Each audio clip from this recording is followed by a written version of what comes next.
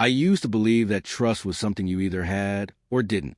With her, I thought I had it completely. We'd been married 9 years, and I never once questioned where she went, who she texted, or why she smiled at her phone. I told myself that kind of doubt was for insecure men, not for someone like me. She was warm, affectionate, predictable in the best way. Every morning she made coffee the same way, kissed me on the cheek, and said, "You're my safe place." I believed that with my whole chest. That's what made the moment I opened her laptop feel unreal. I wasn't snooping. I just wanted to play a movie. But the screen was already on. A chat window. A name I didn't recognize. And the last message on the screen said, "I can't stop thinking about your lips." In that second, the world didn't explode. It went silent. I didn't close the laptop. I didn't breathe. I just stared. My mind kept trying to make excuses before my heart could catch up. Maybe it was spam. Maybe it was some joke. But then I scrolled. And every scroll took something away from me. Plans to meet. Late night calls. Compliments she never gave me anymore. Emojis I hadn't seen in years. It wasn't just flirting. It was a relationship. A secret one. I felt like I was reading the diary of a woman I didn't know. She talked about being alive with him, about feeling seen, about missing his hands. My hands were shaking so badly I had to sit down. This wasn't about sex anymore. This was about replacement. I wasn't being cheated on. I was being slowly erased. And the worst part? She was asleep in the bedroom, breathing peacefully, while my life was collapsing in complete silence. That night, I lay beside her and didn't touch her. I stared at the ceiling and counted the cracks like they were keeping me grounded. She turned toward me in her sleep and wrapped her arm around my chest. I almost laughed. The woman who told another man she loved his voice was holding me like I was still her world. I wondered how long she'd been doing this. Weeks? Months? Years? I thought about every time she said she was too tired. Every time she went out with friends. Every time she guarded her phone, like it held a bomb. I didn't feel rage yet, just something colder, something heavier, a kind of grief that hadn't learned how to scream. I knew one thing for sure. The man I was yesterday died the moment I read those messages. And the man lying in that bed was someone new, someone who would never see her the same way again. The next morning felt like I was acting in someone else's life. I made coffee. She smiled. She asked how I slept. I said fine, and hated how easy that lie came out. Every word she spoke sounded rehearsed now. Every laugh felt like it belonged to another version of her. When she left for work, she kissed me like always. I stood in the doorway and watched her walk to her car, wondering how many times she'd driven off to meet him instead. As soon as she was gone, I sat back down at the laptop. I reread everything, slowly, carefully, like I was studying evidence from a crime scene. Dates, times, places. He wasn't just a fantasy. He was real. He had a schedule, a routine, a place in her life I didn't even know existed. That's when I realized I wasn't confused anymore. I was informed. I started noticing things I'd ignored for months. How she tilted her phone away from me on the couch. How she took it into the bathroom every single time. How she smiled at messages and then erased that smile before looking at me. It felt like watching someone perform two roles in the same play. One for me, one for him. And I was the only one who didn't get a script. One night, she said she was going out with co-workers. I nodded, didn't argue, didn't question it. But inside, something shifted. I wasn't waiting anymore. I wasn't hoping. I was observing. She came home after midnight smelling like someone else's cologne. Not strong. Just enough. I didn't confront her. I just rolled over in bed and faced the wall. Because I finally understood. The truth doesn't need permission to exist. It just waits for you to be ready to see it. 2 days later, I decided I would give her one chance to tell me the truth. Not because she deserved it, but because I deserved to know who I was married to. We were eating dinner when I asked casually, "So who's he?" She froze. The fork stopped halfway to her mouth. She didn't even ask who I meant. Her eyes dropped to the plate, like it suddenly held all the answers. That silence was louder than any confession. I leaned back in my chair and said his name. Her face drained of color, slowly, like someone dimming a light. She whispered, "How you know?" And just like that, the last piece of doubt I had disappeared. I wasn't wrong. I wasn't paranoid. I wasn't insecure. I was married to someone who had been lying to me every single day. She didn't deny it, not immediately. Instead, she asked if I had gone through her laptop. The audacity almost impressed me. I told her I hadn't needed to search very hard.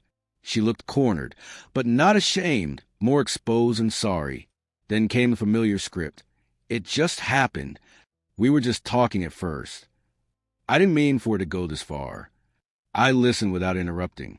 The calm in my voice unsettled her more than yelling would have. I asked how long. She hesitated just long enough to hurt me. 6 months, she said. 6 months of dinners, holidays, anniversaries. 6 months of her telling me she loved me while building something with someone else.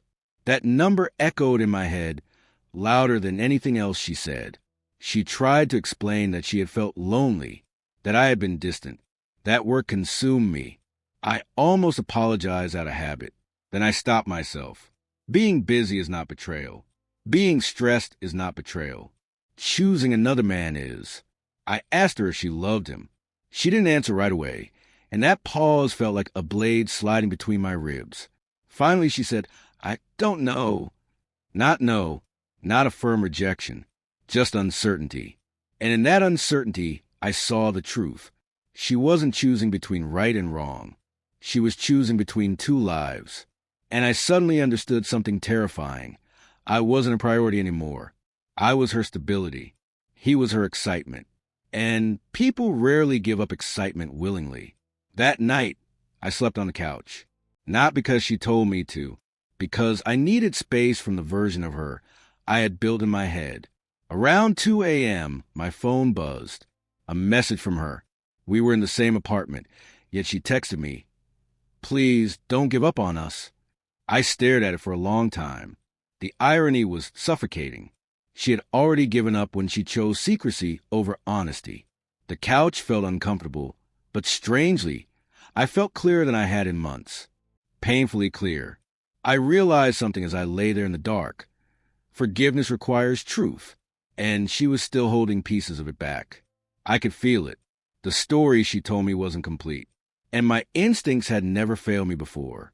The next morning, she acted like we were in recovery mode already. She made breakfast. She spoke softly.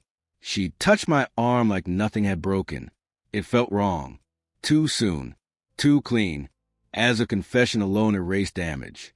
I told her I needed the whole truth. Not the version that protects her, but the version that respects me. She looked tired.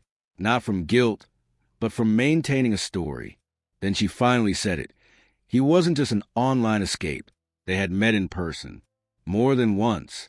My stomach dropped, even though I'd already suspected it. Hearing it out loud made it real in a way I couldn't undo. I asked where. She named a hotel across town. A place I had driven past hundreds of times without knowing what it meant to my marriage. I left the apartment and just drove. No destination. No music. Just the sound of the road and my thoughts arguing with each other. Part of me wanted to fix it, to go back and try to rebuild. Another part of me was already packing emotionally. I realized something important while sitting at a red light. Trust isn't something you negotiate. You either have it or you don't. And mine was gone. Not cracked. Not damaged. Gone. When I finally came back, she was sitting on the bed like she'd been waiting for a verdict. I didn't give one. I just said, "I can't live with a stranger." She started crying. Not loud. Not dramatic. Just quiet, controlled tears. And somehow, that made it worse. That night, I packed a bag. Not everything. Just enough to leave. She asked where I was going. I told her the truth. I didn't know yet, but I knew I couldn't stay. At the door, she said my name like she used to when she wanted comfort. I didn't turn around, because I understood something I'd never understood before. Sometimes walking away isn't weakness. It's the first honest thing you do for yourself in a long time. I stepped outside into the cold air, and for the first time since I found the messages, I could breathe without my chest feeling tight. I wasn't free yet, but I wasn't trapped anymore either. I stayed with a friend that night. We didn't talk much. He didn't ask questions, and I didn't offer answers.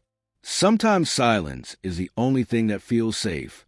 Lying on his couch, staring at the ceiling, I replayed everything in slow motion. Every late night, every canceled plan, every moment I had felt something was off and ignored it. The signs had been there. I just didn't want them to be real. There's a strange kind of pain in realizing you were loyal to someone who had already left emotionally. It makes you question your instincts, your judgment, even your worth. But deep down, I knew this wasn't about my value. It was about her choices. Over the next few days, she kept calling, texting, apologizing, saying she'd end it with him, saying she'd do anything. I believed she was scared. I just wasn't sure she was changed. Fear can look a lot like regret, and regret can disappear once comfort returns. I met her once in a cafe. Neutral ground. She looked smaller somehow, less confident. She said she loved me. I asked her why she hadn't loved me enough to be honest. She didn't have an answer, just tears. Real tears this time. But even real tears can't rebuild something that was burned from the inside. In the end, I didn't make a dramatic speech. I didn't shout. I didn't beg. I just told her I was choosing myself. For the first time in years, I was putting my own future ahead of saving a broken version of our past. Walking out of that cafe felt different than walking out of the apartment. Lighter. Final. I didn't know exactly where my life was going next, but I knew one thing with absolute clarity. I would never again ignore my instincts to protect someone else's comfort. Some betrayals don't just end relationships. They wake you up. And once you're awake, you can't go back to sleep.